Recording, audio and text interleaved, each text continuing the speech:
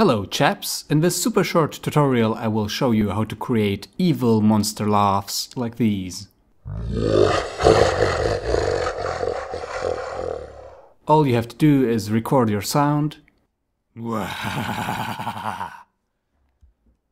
maybe clean it up a little using the noise removal,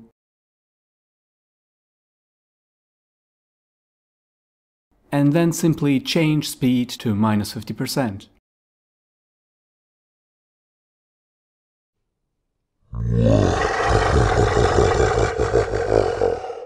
Super simple and super fun, wouldn't you agree? Check out my other Audacity voice tutorials for even more fun.